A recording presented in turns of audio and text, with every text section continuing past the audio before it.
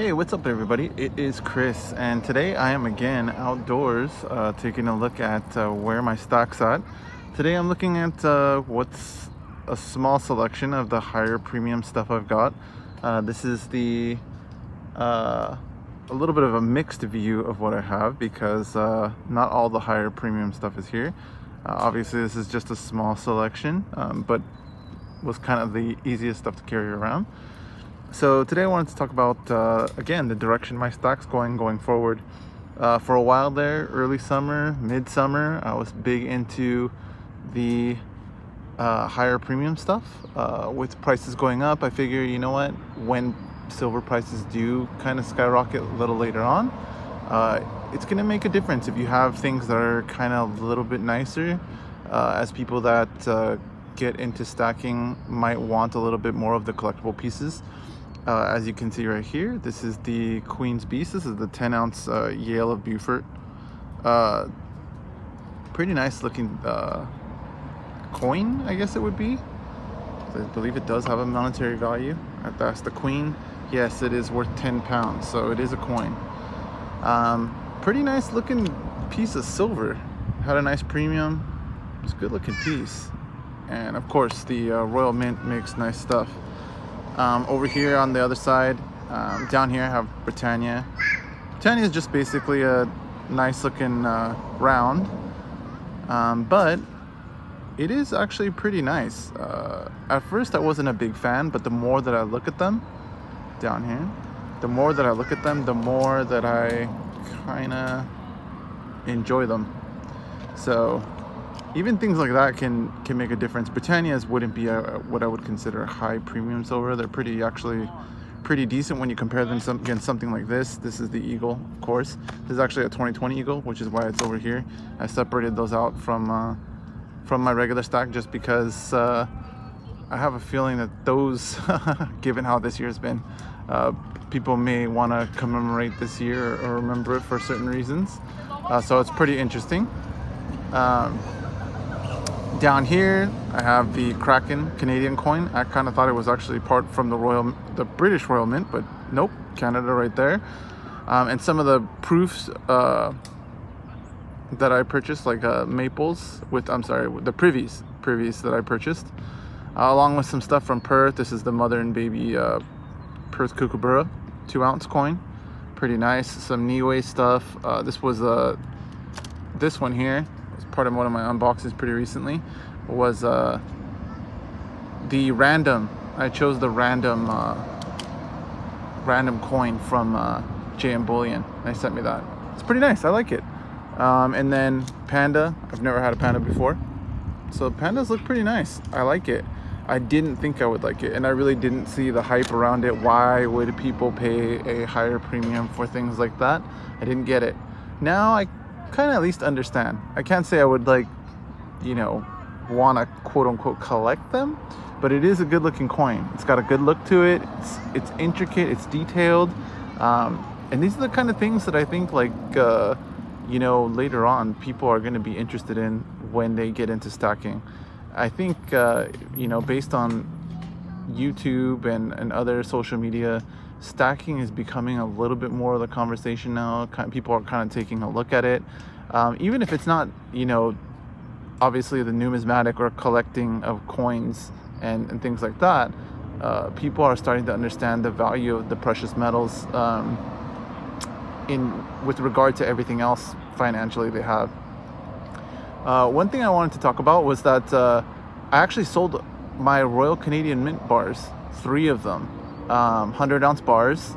That was pretty interesting. It's nice to get handed a large amount of cash for your silver, but I think it's funny to note that there's actually some sort of buyer's remorse there, even though it's just pretty much a generic bar with a serial number on it. I actually did regret it, and I kind of thought about it for a few days after. Looking at the numbers, on a screen just doesn't have the same effect as having the physical asset in your possession. And every time I do decide to sell some of my stack, whether it's gold, silver, platinum, whatever, I haven't actually sold any platinum. It's too hard to come by, at least at a decent price. but there's some definite seller's remorse there, which was kind of interesting to me. I think it is kind of impactful when you sell the first couple pieces that may have been in your stack. That's pretty interesting feeling, handing those over, even though realistically you probably wouldn't be able to distinguish, let's say you had a Sunshine Mint bar or some random bars, 1 ounce bars as the first additions to your stack. If someone switched them out, and replaced them with something else of the same type, you probably wouldn't even notice. But just the fact that it was yours and it was a part of your stacking journey, it does have an impact. So that's pretty interesting. I've never really thought of that before. And the things that I do buy now, even when I was getting into the higher premium stuff with silver, I tend to buy in multiples now, even if it's a higher premium item, just so I can have a few. If I do ever decide to part with it, I might still have a few for my own personal collection. But I think it's interesting that, when you think of stacking, you think of it as kind of a hobby, kind of a financial endeavor. But it can be so many things to so many different people. And it's important to keep those things in perspective, with your everyday life, so that you can make the best decisions for you. If you need something, you sell your silver, you sell your gold, and that's just kind of the way it is. But part of the fun is building it back up.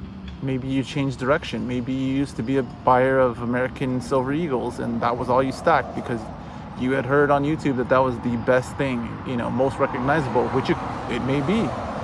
But maybe you change to, hey, now I want to stack the most weight per dollar, and go with generic bars. It's up to you. You determine your own destiny there. And in my experience, the only thing you really get back, when you go to sell, if it's to like a coin shop or something like that, is maybe you'll get a few dollars extra for Eagles or something like that, even Maples. But everything else is pretty much considered silver, unless you can sit there and make the case why, they should pay more for this or that. So higher premium silver is a little bit more of a gamble in that regard. But on the other side of that, you can also sell to private parties. This kind of thing, I would say, as far as where it fits in my stack, if I was going to sell it, this would be the kind of stuff that I would sell parted out, like on eBay or whatever medium I use to sell directly to other people. I wouldn't really look to take this kind of thing in. Although again, what you're seeing in front of you, part of it is pretty generic, like the Eagles or things like that. The higher premium stuff I have, I wouldn't think to take that to the coin shop unless I called them before and asked them if they were really interested in it and kind of work that out beforehand. But yeah, that's what I wanted to talk about today, how this fits into your overall plan. If higher premium silver, why is that so hard to say, is a part of your plan, you have to kind of play it out and see where do you go with that. So think of the next stages.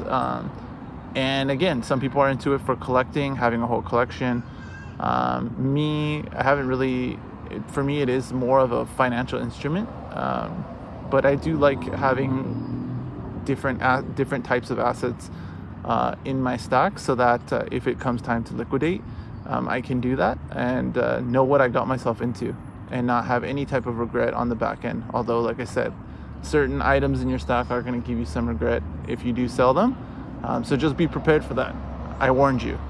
But that's it for today. I should have an unboxing or two coming up this next week, waiting on shipment of a few things that I ordered.